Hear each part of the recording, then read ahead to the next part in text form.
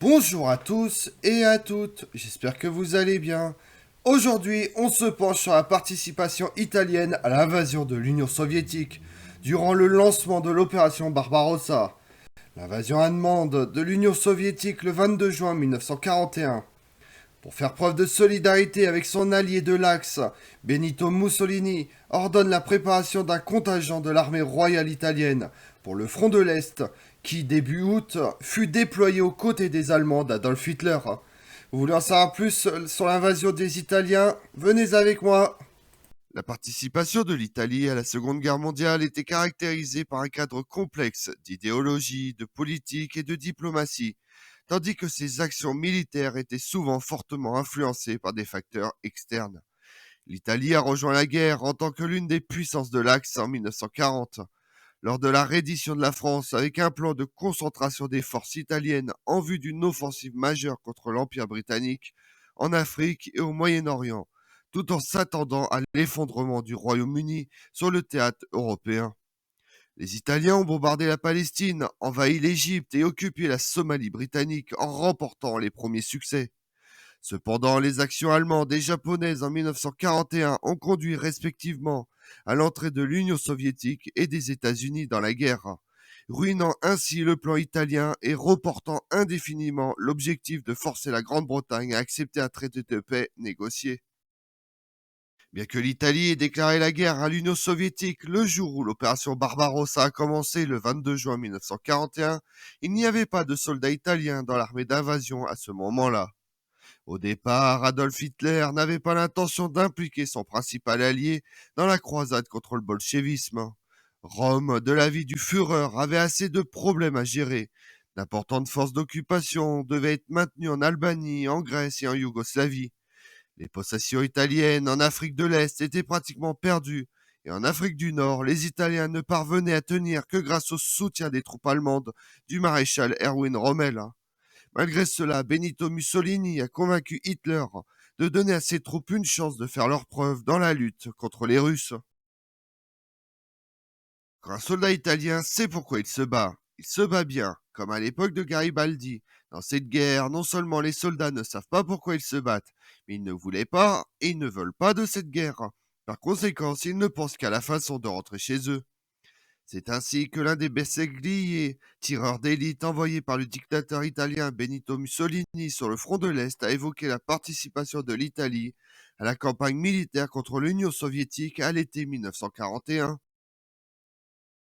L'engagement de l'Italie sur le front de l'Est pendant la Seconde Guerre mondiale commence le 22 juin 1941, au lendemain du lancement de l'opération Barbarossa, nom de code donné par les Allemands à l'invasion de l'Union soviétique. L'engagement est une preuve de solidarité avec les Allemands. À cet effet, Benito Mussolini ordonne qu'un contingent de l'armée royale italienne soit préparé pour son envoi sur le front de l'Est. Ainsi, début juillet, un corps expéditionnaire d'environ 235 000 hommes est constitué et envoyé sur le front. Malgré le manque d'enthousiasme initial manifesté par Adolf Hitler, les premiers soldats italiens sont arrivés sur le front de l'Est en août 1941.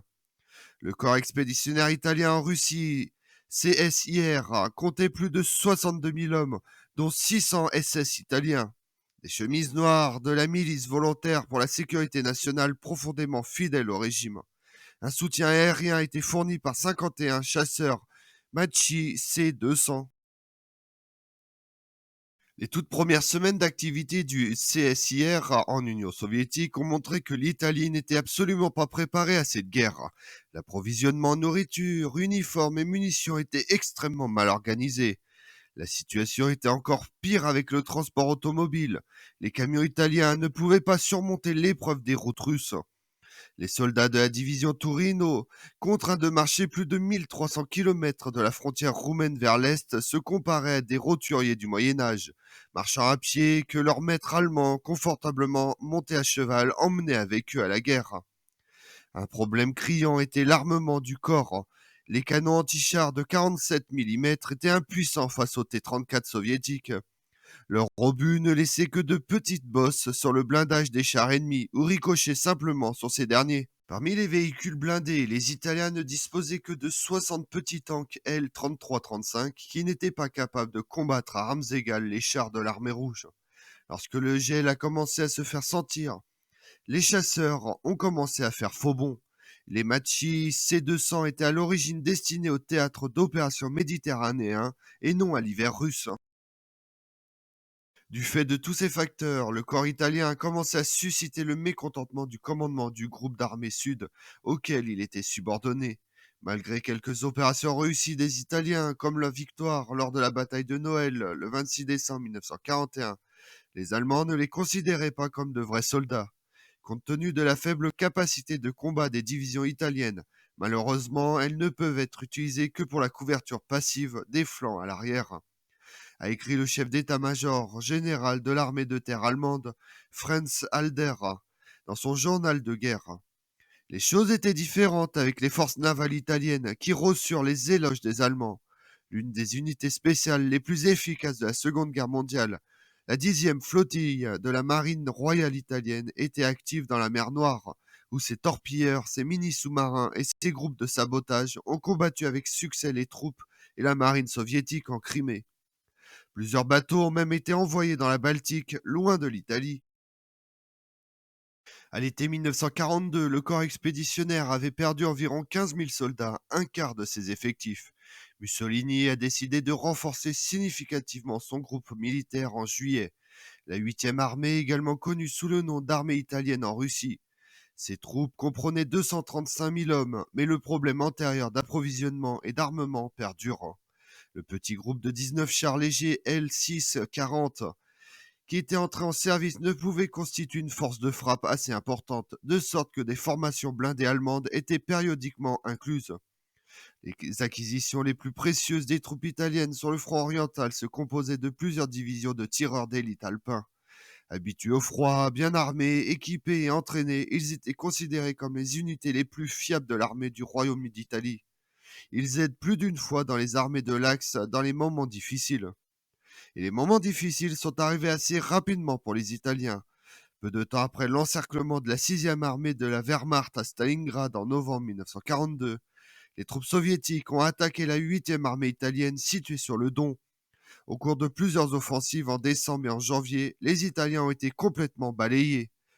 Le membre d'équipage du 18e corps d'armée de chars lance une attaque surprise contre les unités de l'ARMIR en retraite près de la ferme Petrovski. La retraite du Don vers l'ouest de l'ARMIR, totalement anéantie, rappelait la fuite de la grande armée de Napoléon de Russie en 1812. Des gens épuisés s'effondraient sur la neige pour ne plus jamais se relever. Certains sont devenus fous et n'ont pas réalisé qu'ils étaient en train de mourir. Les plus têtus ont longuement rampé sur la route jusqu'à ce que leur force les quitte. Seuls les tirailleurs alpins qui couvraient la retraite de leurs camarades opposaient périodiquement une résistance organisée. Au cours des combats en Russie, la 8e armée italienne a perdu plus de 114 000 hommes, morts, capturés ou portés disparus sans la moindre réussite militaire. Les troupes exsangues furent retirées dans leur patrie au printemps 1943. La catastrophe cuisante a choqué la société italienne et est devenue l'une des principales causes de la chute du régime de Benito Mussolini, survenu peu après en Italie. Comme on l'a vu, l'armée italienne en Russie subit de lourdes pertes lors de la bataille de Stalingrad. Celle-ci fut redéployée en Italie en 1943. Seules de petites unités italiennes ont participé sur le front de l'Est après cette période. Le 25 juillet 1943, Benito Mussolini est révoqué par le roi Victor Emmanuel III. Le 8 septembre, le nouveau gouvernement italien dirigé par le roi et le maréchal Pietro Badoglio signe un armistice avec les Alliés. Je vous remercie d'avoir suivi cette vidéo en ma compagnie. Si vous voulez connaître mes autres vidéos, retrouvez-moi chaque matin à partir de 6h45 sur ma chaîne YouTube Tout sur l'Histoire avec Damien, mais également sur les réseaux sociaux Twitter et Instagram Histoire Damien.